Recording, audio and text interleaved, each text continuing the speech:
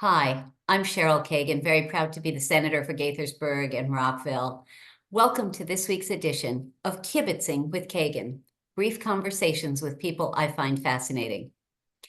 So you guys have to know about Ariana Kelly because she is badass with a long record of advocacy and effectiveness, and I am looking forward to this conversation. Ariana, thank you for taking the time to chat. Thank you so much for inviting me. I'm looking forward to it as well.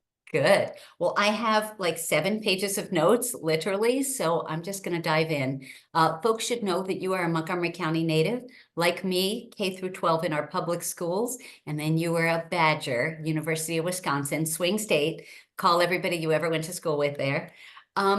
You and I first got to know each other when you were executive director of NARAL, the National Abortion Rights Action League. You were there for 3 years.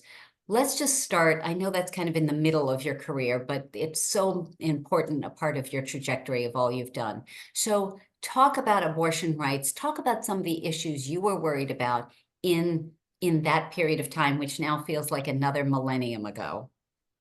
I love that question because you're right. That was really my entrance into Maryland politics. I had worked on the national level and in journalism before that. Yep. And actually, what brought me to NARAL was a story I did for PBS when I went to Mississippi to see the last abortion clinic there. I Wow. was on site as a producer for PBS, and I just had this epiphany. And this is the answer to your question, right? What were the issues I was concerned about? And it was unfortunately exactly what we're seeing today. I left my career as a journalist behind because I felt a calling to work on reproductive rights because I was seeing the patients in Mississippi being turned away, the protesters and the harassment that they were facing at that last abortion clinic that was open in Mississippi, and the real challenge that was being disproportionately burdened on what was low-income women of color. And Yes. I was very concerned about that. And back in Maryland, I saw opportunity. I saw that Maryland is a blue state that is progressive and positions itself as a leader on equity issues. And I thought, we can help. In Maryland, we can help. So that's So what I was doing. so we had passed question 6. We had passed all this good abortion rights legislation. What was the trajectory? What was the focus? What were the goals that you were focused on Right. in blue progressive Maryland? So this is what was so interesting because here I was seeing this contrast, what should be a dichotomy. What does Mississippi look like in terms of abortion access and what does Maryland look like? And Yes. instead of a stark dichotomy, what I saw was a stalemate. In Mhm. Maryland politics, there was a stalemate. After question 6 in 1990-91, basically there was a truce called between both sides on the abortion debate, and Maryland got frozen in time. So all of these Mm. other states were picking a side. The blue states were being proactive and passing really good proactive legislation to ensure access to care, and the red states were passing trap laws and restricting access to care. And Maryland was doing nothing. And we were doing nothing because of the trauma that was caused by that 8-day filibuster in the Maryland Senate. Yep. And it was institutional trauma. And then after the filibuster, there were electoral politics at play, and the pro-choice people Yes. community took out some Democrats who were not pro-choice and Yep. replaced them with pro-choice leaders Yep. that we still have today, right? It Yes. made a big difference, but it scarred the institution. And Sure. there was a reluctance to do anything, even the positive proactive work. So that's what I wanted to be doing while I was at NARAL, and then what I continued to do in the legislature. Amazing. Well, I was going to ask you about the show, the PBS show, To the Contrary, but you beat me to it. But yes, I think that's a cool place to begin. You were elected to the House of Delegates in 2010, and again, I'm hopscotching all over your very impressive career. Um, Succeeding in your really impressive district. People like our former Attorney General, Brian Frosch, like my dear friend and former transportation person, guru, Bill Braunrod, and so many others. Talk about why you decided to run for office, what that was like, and how is it similar to or different from what you expected? Oh, that's such a good question. And I will add to your lengthy list of Yes. impressive people, Treasurer Nancy Kopp, Oh my God, for of course. treasurer. You know what? I had to knock on her door, and it was the most terrifying experience as a new political candidate. And she was Yes. so lovely and reassuring to me, as she has been to many people. Of course. But yeah, And I District have 16, kibitzed with Nancy Kopp, with Brian I Frosch, I easy, know you fun. have. Yes, yes. District 16 is a really impressive district. It is full of power players, and I didn't intend to run. I intended to ensure we had a woman candidate.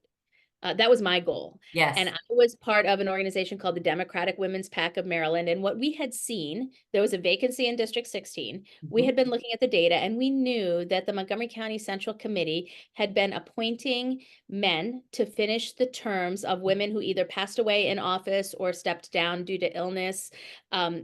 And that was of concern to me. So what we saw, which had been a sort of all-time high of women in elected office, was going down, not Yeah. as a result of the decisions of voters, but Mm. as a result of the appointment process. Mm. So the Democratic Women's PAC decided we were going to find a great candidate in District 16. And I made a list of the women that inspired me, that I thought would be amazing. And I talked to them all and I said, we can help you fundraise, we can help you organize, we can help you door knock. I'm great with communications. Yes. I will help you with all this.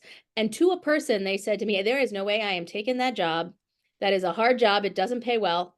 But I But you see you're should. passionate about it and you should do it. Which is, of course, Cheryl, what we know gets Yes. women in the Yep. ring, right? So just to interrupt for a second. So first off, for those who aren't aware, District 16 is centered in Bethesda, and it's an affluent, educated, very engaged district.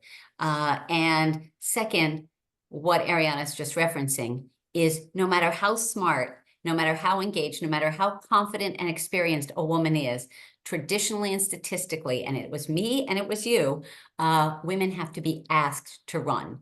Guys look in the mirror and say, I could be president of the United States. And women have to be asked, I think it's 7 times is statistically, that we have to be asked over and over. And finally we say, all right, I'll try. So yeah. What did you And it think? was, for me, Cheryl, it wasn't even a long drawn out thought process. I went to bed at night and I said to myself, there is no way I can do this. I have a 6-year-old and I have a Yes, 3-year-old yes. and I have a mortgage. There is no way I can do this. I went to bed at night. I woke up the next morning and I said, I will regret it for the rest of my life if I don't do it. And that's sometimes what it takes, right? Logic be damned. My dear friend and one of my earliest mentors, former legislator Jean Cunahan, told me, and I've repeated this a million times, and I'm going to tell it here, that you have to decide which is the harder thing the morning after Election Day, having run and lost, or having not run and have some idiot get elected. And I think that's kind of genius. And that's the answer to your question. It's like, okay, I guess I have to run. It's so funny you say that, Cheryl, because the one thing I remember comes from another woman mentor who was involved in politics, a former senator from District 18, Sharon Grossfeld. Ah, the I best. said, right. And she sat down with me when I was considering running. And I said, Sharon, I respect you so much, but this is going to be so hard. And I just really don't want to run if I don't know I'm going to win. Mm, Which is what someone who, doesn't know right, how this works would say. right. And Sharon just looked me in the eye and she said, you have to run because you're having the conversation with the Yes. voters. You're Yep. knocking on the doors and you're talking to them about the issues that you're passionate about. And Yes. it's that communication and that dialogue. That's what you need to drive you. It's not whether you win at the end. Of course, you want to win at the end, but the goal is to move the ball forward on those issues you're passionate about in your community. And then it kind of connected for me. So I have to tell the other story that I wasn't going to tell on this conversation. Former Congressman Tom Andrews of Maine, who's a great leader and a good friend, said to me when I was thinking about whether to run, he said, there is nothing like running for office. It's unlike anything else. People will take you into their homes, their hearts, and their lives, and you will learn more about yourself, your community, and the issues than anything else you ever do. And even if on day one, you knew with 100% certainty that you would lose, you should run anyway. And I just thought that was the craziest thing, but also pretty compelling. All right, anyone watching this, if you've ever thought about running, those are some good pieces of advice from Sharon Grossfeld, Jean Cunahan, and Tom Andrews. Tell me what the house was like for you. You got a lot done there. Yeah, I was in the house for 12 12 years. years. Yep. You know, the House is a place where you really slowly mature, right? So it takes time, and then things happen very quickly for you, right? If you invest the time early, then everything starts moving quickly. So I would say the first half of my time in the House was a learning curve. It was exhausting and hard. The accomplishments meant so much to me because I don't want to say they were few and far between, because I was always passing bills and I was always moving the ball forward on policy issues. But everything was hard Yeah. because the House is very hierarchical. So unless you're in a senior leadership position, while you have a voice and different committees have different, there's a different culture in different committees. And over time, the culture has changed. Yes. I came in a while ago. It was sort of more of an old-timey culture where, Yeah. first term members should be seen and not heard. Totally Kind of. the advice we were all given. Right. But I will say, even in those early years, you know, some of the legislation that I worked on that maybe it took me 3 or 4 or 5 years to pass. It's those bills that I am so proud of because it was against all odds they passed. It wasn't because the Okay. wheels had been greased for me, you know? We are going to talk about your sexual harassment legislation Ah, because you were such a ferocious leader. And I remember you had bipartisan and bicameral Senate and House meetings and strategy sessions and comparing what was happening in other states. And you got it done. And I have to include my story and the bad guy, former District 16 delegate Gil Jen, who touched me inappropriately during the midst of the Me Too movement that helped propel the conversation. So talk about the barriers and talk about the bill and the law. How do you think it's going? it was so interesting, that time in Maryland politics, and of course in the country. I will say that I came to it having had my own experiences as a new legislator that were jarring to me. And I had worked my entire career in the nonprofit sector, in PBS media and in women's organizations. I Mhm, hadn't really been in an old boys club type environment before. mhm, It was a real shock to me, um, mhm, the culture that was pervasive in my mhm, early years in the legislature. mhm, Um, but and it was hard for me, but I saw that it was so much harder for staff and interns. And that is what broke my heart, and that is what drove me in that work. yep. So those meetings that we held, and now Comptroller Brooke Learman was part of them, and Senator Shelley Heddleman, and just so Mhm, many of the women leaders who are real power players today acknowledged that something needed to change. We needed to mhm, move things forward positively. mhm, But it was not easy, as you know. It was not easy to move the needle there. And this is one of the harder things about the state of women's rights work now, I think, in Maryland. That bill wouldn't have been possible without the strong support of the Republican women. They were willing and able to say and do things that maybe Democratic women it was harder for because of the way the power structures worked. mhm, And so it was bipartisan as well as bicameral. mhm, And to me, it was about protecting, I mean, all of us, including legislators, but and lobbyists and the whole community.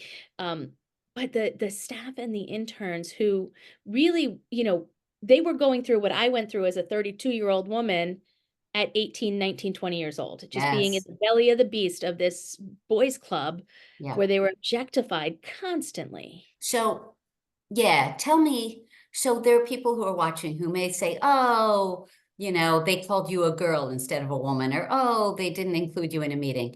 Tell one of the stories that you find most compelling or outrageous. And it can be your story or anyone's story that you just want to share to give an idea of the old days.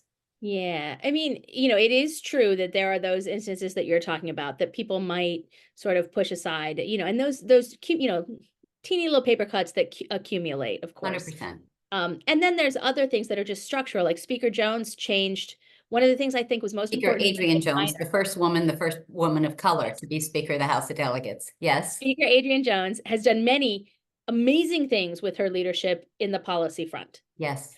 For me, the thing she did on her first session as speaker, you know, creating more women's restrooms on That the is House floor, that's totally. a structural change that makes women say, you're welcome here. Mm-hmm. The fact that that was needed Right.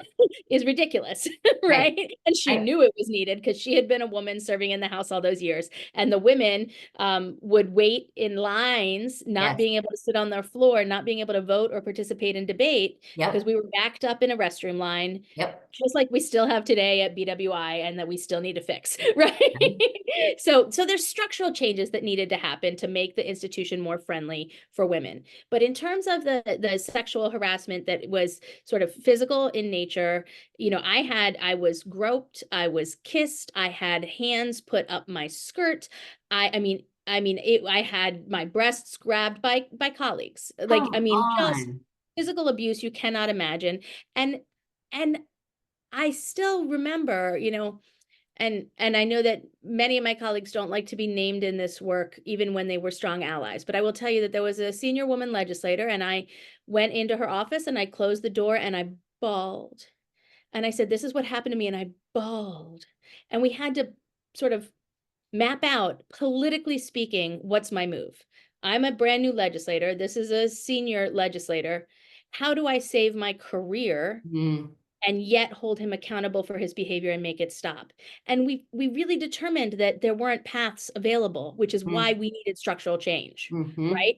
And so to your earlier question about how is the policy working now, I think it's much better. I can't say it's perfect, No. but there are more people that you can report to. There are more processes for reporting. We get public tracking for the reporting, and the training, I think, has made a difference. So Yes. a lot of small things that are hopefully shifting the culture. Amen. Let's talk about representation. You referenced it and how important having Sharon Grossfeld and Nancy Kopp and so many iconic, ferocious, effective women before us. I had Mary Borgers, in addition to Jenny Forehand and others. Why does representation matter? Wow. I mean, it matters tremendously. And I say this as a white woman, you know, from Montgomery County. It matters across the board in multiple ways. So one of the things I have noticed about the Maryland Senate during my time there is that there's a shortage of women of color. And that voice not being present in the Senate, and again, I don't mean to be dismissive, there are several women of color, but proportionally three Black women, 0 Asian women, 0 Latina women. Mm-hmm. Um, it's not enough. Mm-hmm. And it puts a lot of pressure on those women to represent entire communities. And there's a huge difference between listening to a debate in the Senate where women of color are underrepresented and listening to a debate in the House where women of color are perhaps not equitably represented, but well represented. You Yes. have multiple Latinas and multiple AAPI women and many, many Black women. API, Asian American Pacific Islanders. There I go with the acronyms. Thank you, Oh, Cheryl. good. Yes. But there's just so much more diversity in the House than in the Senate. And it Yes. makes a difference when Yes. you have the debates. It makes a difference when you're coming up with what amendments might be necessary or imagining scenarios that might be applicable, right? The scenarios that I can come up with based on my lived experience are entirely different than the scenarios from someone else with a different social location, a different geographic location. That's why the Senate is meant to be representative. That's why the House is meant to be representative of the state. So So representation matters in legislation tremendously. yes. So off the top of my head, so Senator Washington, Mary Washington, Jill Carter, Joanne Benson, and then former senators, Catherine Pugh, who went to jail after she was mayor of Baltimore, but Melanie Griffith, and Joan Carter Conway, that's off the top of my head. So And we had, Senator and Kelly. Dolores Kelly, oh my God, of course, she's amazing. Okay. Yeah, thank you. But that's why it matters. When people say, you know, in a primary election, why does it matter? And it does. It matters as to what we prioritize, legislation we prioritize. So you referenced the Senate, and I was getting there. So you were appointed to succeed Susan Lee, who was named by Governor Moore and Lieutenant Governor Miller as the Secretary of State. So this was an unfinished term, and you got promoted from the House of Delegates. You served 1.5 sessions, and you were appointed to judicial proceedings, which you knew you were going to get. That is a brutal committee. So talk about why you wanted to make the shift, and then what awaited you that was harder than you expected? Well, I will say that I went to judicial proceedings. I finished Susan's term there. We were able to pass a piece of legislation that had taken multiple years, which was the spousal defense to rape bill. That was important. I was there and I was able to do that, and I'm very, very glad that we were able to get that across the finish line. It was essential, and it was ridiculous it took so long to pass. In my second session on the Judicial Proceedings Committee, I was able to, with Delegate Emily, and the first bill was with Delegate Charlotte Crutchfield, who's an amazing leader in the House, Delegate Emily Shetty, pass the consent legislation that repeals the requirement in Maryland sexual assault laws that you prove force, prove threat of force or force, and defines consent instead. So it flips the way we talk about sexual assault in the state of Maryland to a much more modern definition and how we would colloquially understand sexual assault. Yes That's means a big yes. deal. Yeah, that's a big deal bill. Yes. And it's prevent a lot of cases from falling through the cracks in our judicial system. It's a big deal bill. And Emily Shetty was a champion on that, but they needed someone in the Senate who could get that across the finish line. And it was hard. Yeah. And I used 14 years of accumulated political capital to pass that bill. Good for you. Congratulations. Thank you. So why it was harder than it should have been is it continues to be structural. That committee continues to be male dominated. There continues to be disproportionate, I'm trying to think of it, like, I mean, there are multiple, I'm not in charge and thank goodness for that. Sadly. And so much appreciation for the people who are willing to be in charge, because it is hard, and they do the best they can, because it's a lot of balancing. That being said, I continue to be excited about the potential in the future to make more progress on the issues that go through Judiciary and Judicial Proceedings Committee as they relate to women, children, and families. There is a lot of work to be done in that space. Historically, if you are to look at Maryland and where we are in what you might consider the suite of women's issues, those are the committees where the priority bills for the advocates in those space continually die year after year. Yes, yes.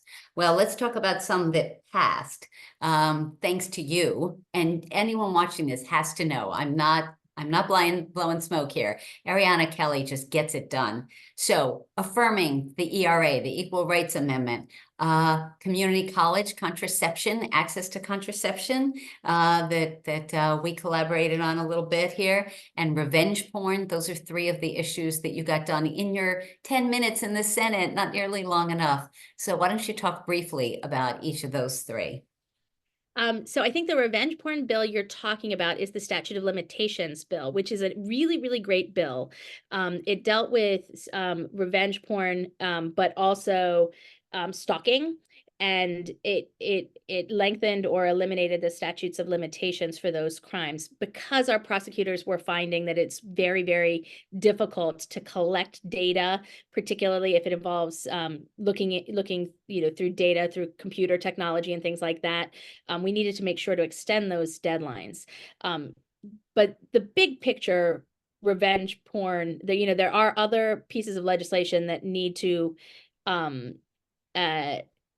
move also that I'm not working on, that I just want to acknowledge, right? Because and this is one of the reasons the issues in this space can be so confusing, because sometimes, a significant bill can seem like it solved a problem, when in fact it's a significant bill and it is solving some problems for some people, but it's not the big systematic overall change that we need, right? So I just wanted to separate those out. Contraception at community colleges.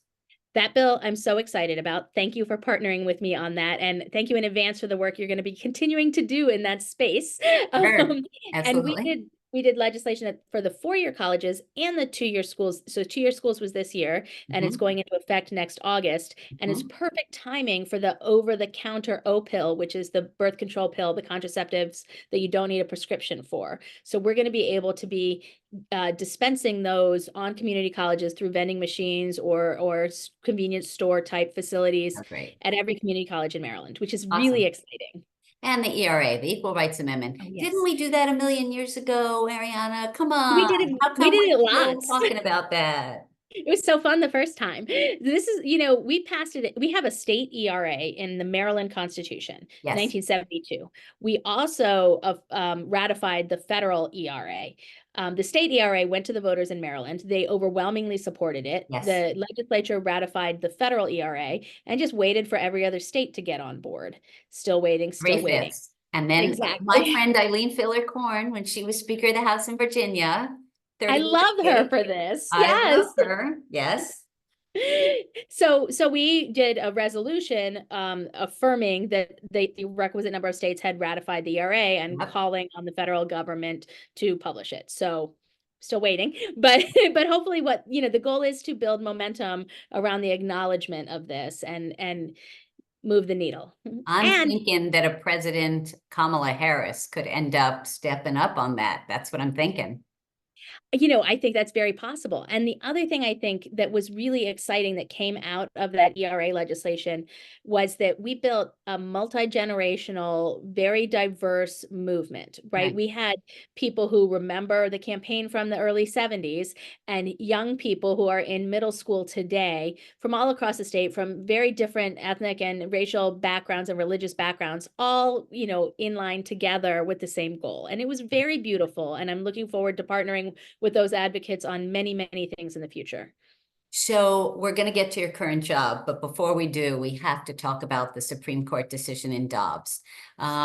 So going back to where we started with women's abortion rights, we had never taken it for granted, but we thought we were past the conversation. But Donald Trump's 3 Supreme Court nominee appointments.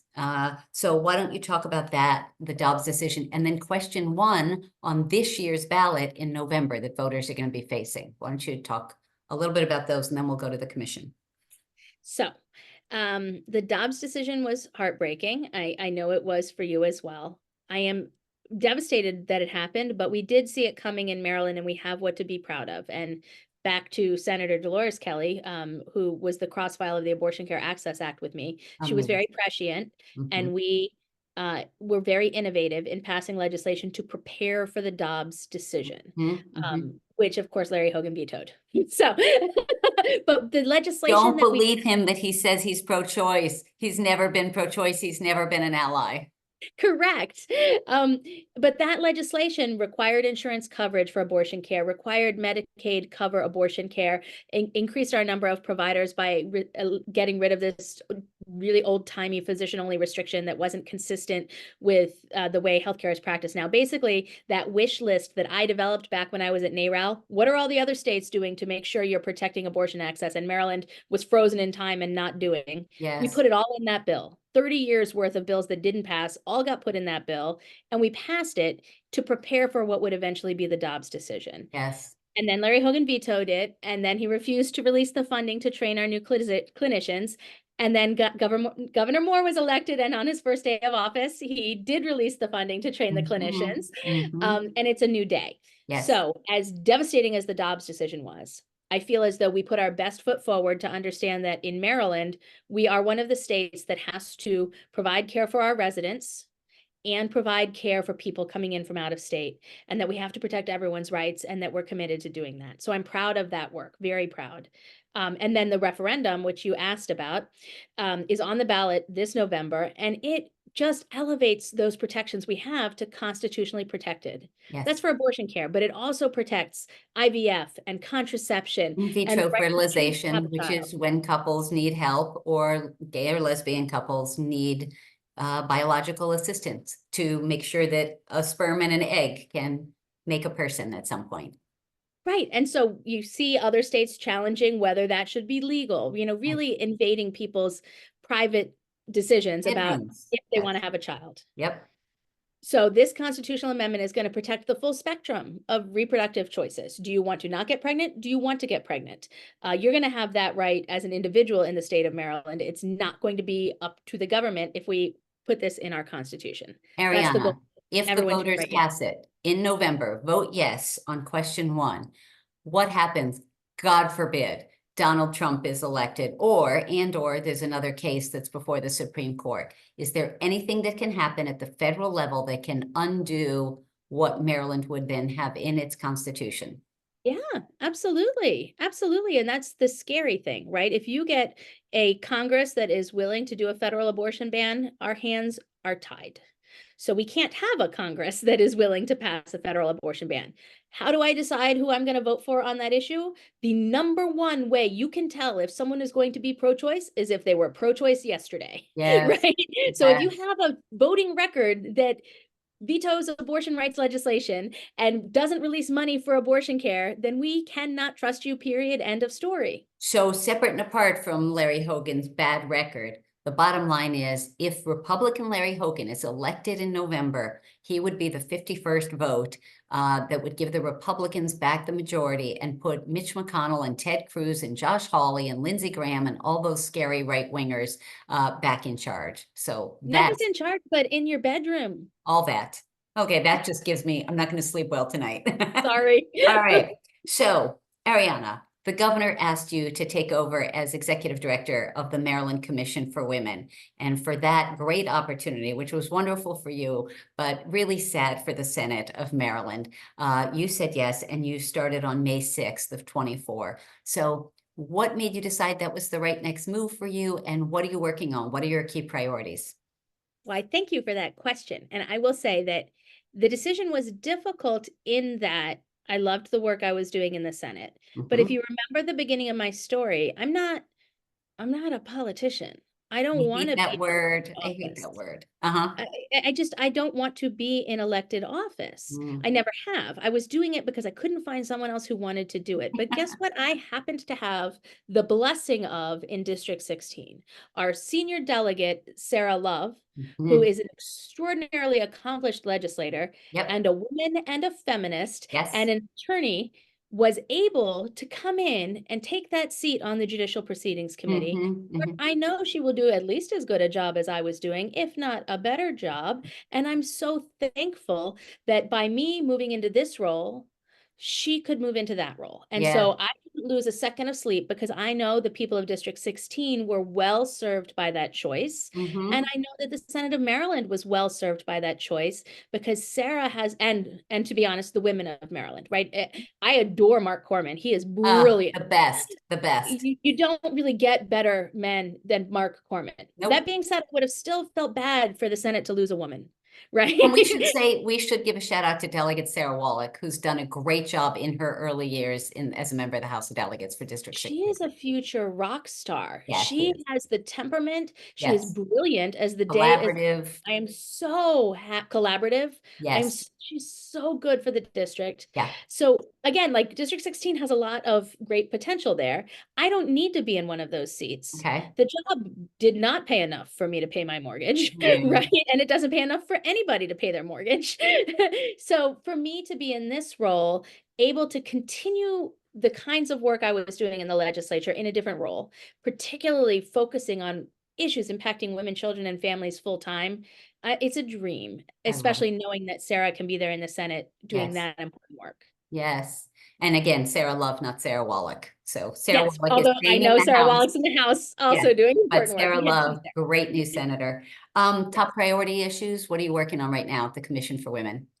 I mean, obviously, we are working very hard on the referendum. We want to make sure, the Commission for Women was established in 1965. It's almost 60 years old. And since 1967, they have been very strong supporters of abortion access for myriad reasons related to the impacts on women when you don't have abortion access. It is not just personal autonomy, which is fundamental and would be enough, right? When women don't have abortion access, you have lack of economic potential being fulfilled, right? You don't have the same educational attainment, which is why we're doing that community college contraception program, right? To increase women's educational attainment. If you don't have access to abortion, it increases family violence. The time when a woman is pregnant, her risk of being murdered increases significantly, right? I mean, there are all sorts of not incidental, but related Yes. concerns that people who care about women and women's potential and women's equality that are raised when you limit abortion access. So that is our top priority for right now. As But it we're should be. also working on engaging women in the political process. We are working on the pay equity issue and implementing that pay equity bill that we passed this year. We are working, we work across departments. Childcare is a huge issue, and making sure that we are supporting women who are entrepreneurs who want to build home-based childcare businesses. There's really any number of issues that we have our hand in, which is so exciting because I get to work with 25 commissioners appointed by Governor Moore who care about these issues and know about these issues. I love it. It's very exciting. So we need to wrap up. I just want to put on the record for anyone who's not aware, this is a nonpartisan, non-political. So everything that you said is policy oriented, not endorsing candidates and all that. So I just want that on the record. Okay, I have a whole page of questions that we are not going to have time for because I don't think anyone's going to watch a 2-hour conversation between us. But this has been so fun. But Ariana Kelly, former delegate, former senator, director of the Maryland Commission for Women. It is time for your Fast Five. 5 quick questions, 5 quick answers. So question number 1, who is a woman in office who you most admire? Oh, wow. But I mean, all of them. I need one.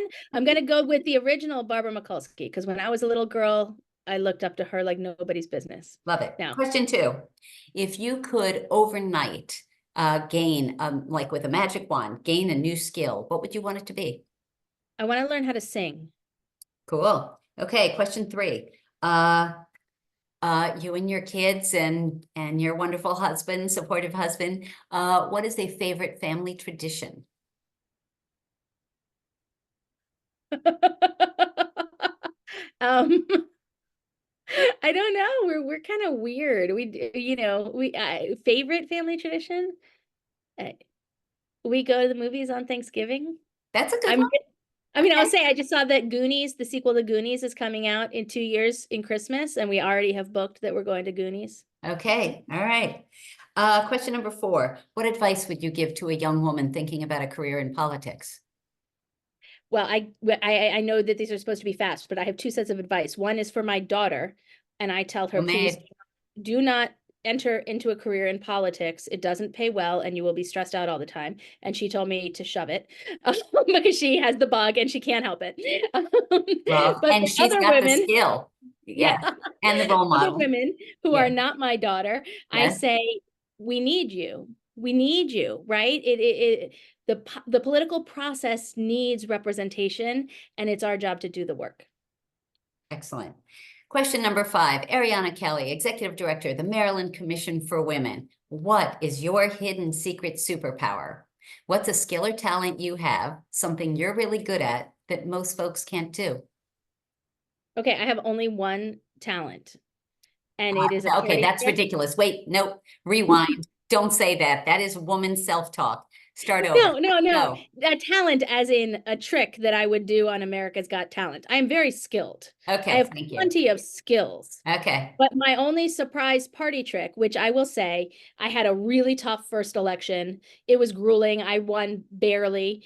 But I promised my legion of campaign volunteers that if I did win, I would perform this trick for them on election night after my first election.